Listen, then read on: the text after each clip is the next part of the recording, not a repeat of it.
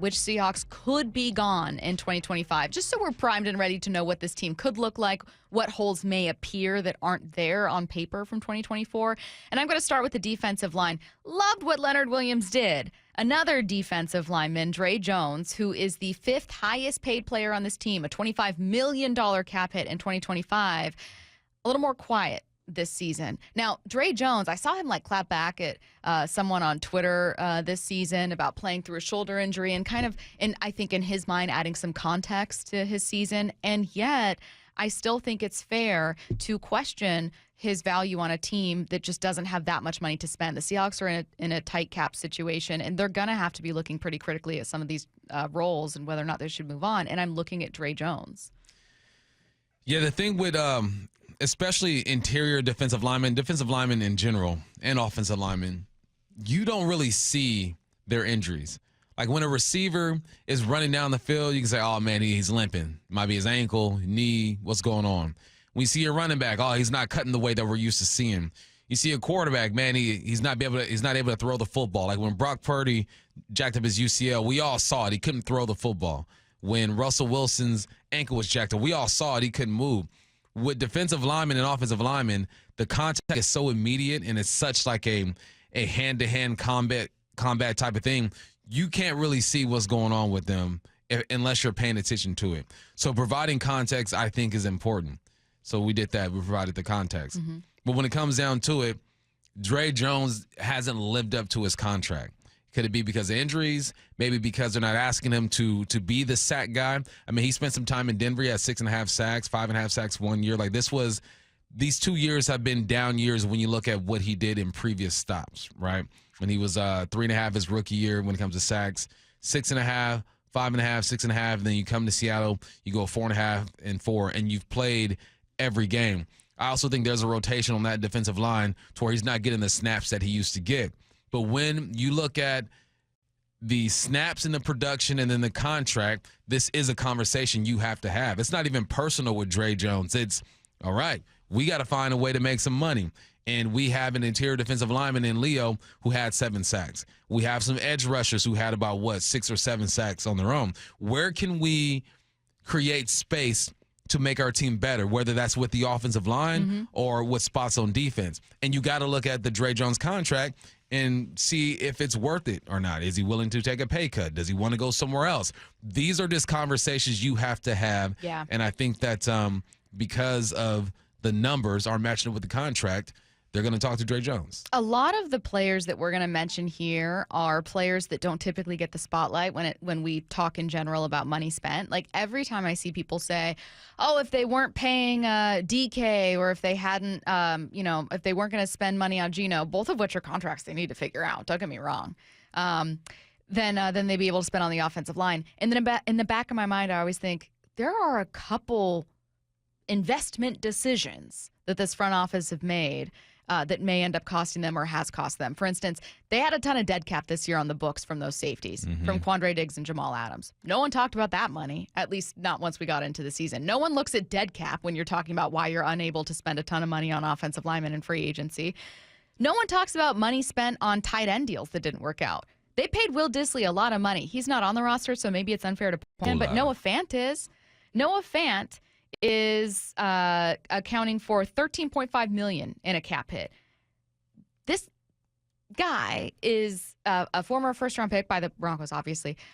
Came over as part of that Drew Lock trade. I think that they really wanted it to work out. He's very talented. It's just this offense didn't find a way to incorporate him in a way that was really useful. I mean, maybe it was the coordinator, maybe it was the line, maybe it's not Noah's fault at all, but now you've got to look at that contract and go, do you move on from Noah? Well, that's the thing, too, is the tight ends weren't highlighted in this offense. At all. They didn't see the field as much as other offenses. And from watching Kubiak's film, man, they're going to be in the mix. You're going to see 2 tight end sets often, at least going off of what I saw last year with the Saints. So now what value does Kubiak place on a Noah Fant? Because we know that he has the capability of making big plays. We saw it. There was one of the last few home games, he had like a 20-yard gain, a 30-yard game. There was one point where he was thrown to 28 times. He had caught all 28 footballs.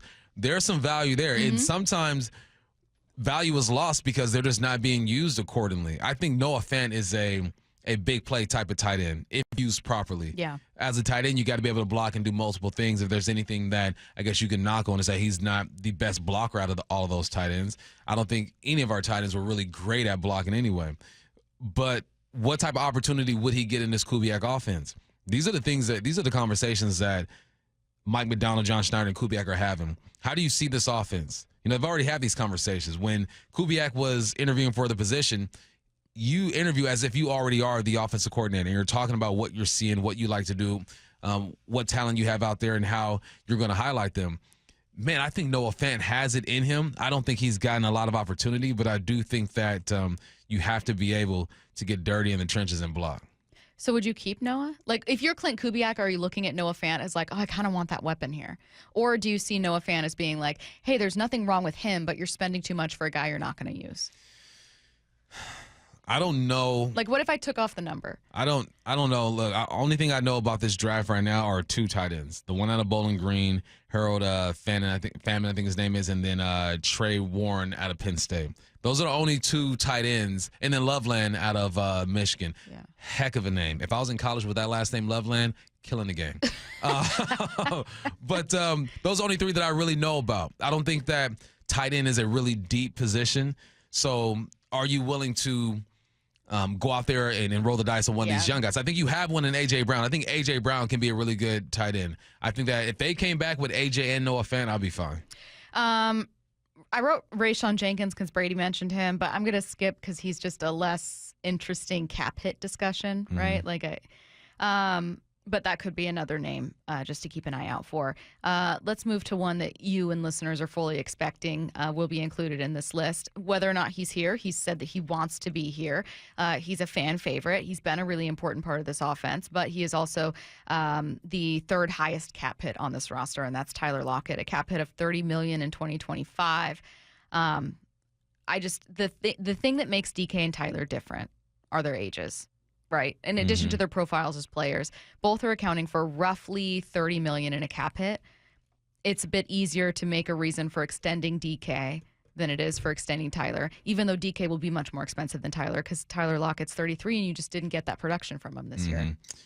Yeah, I mean, come on. I love me some Tyler Lockett. Yeah. We wore the same number. He did it a little better than I did.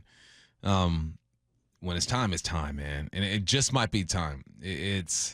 Your cap hit's gonna be huge. Your usage was down last year. You got a young man in JSN. Big ups to him making his first Pro Bowl. Or you got DK. You can't keep both of those guys. You just can't. And if I'm gonna pick, obviously I'm gonna go with the younger guy. I'm gonna go with DK. And it's just Father Time, Mother Nature, the it's NFL. Ageism. No, NFL. It's the truth. NFL stands for not for long. And my man's been in the game 10 years now at a spot to where youthfulness is key. This is the reason why we see offensive linemen play a long time and quarterbacks play a long time because they don't need to be moving like that to have success. The wide receiver spot, you got to have them knees, your back, them hands all good. So if I had to pick one, unfortunately, I'd stick with DK and let Tyler Lockett go.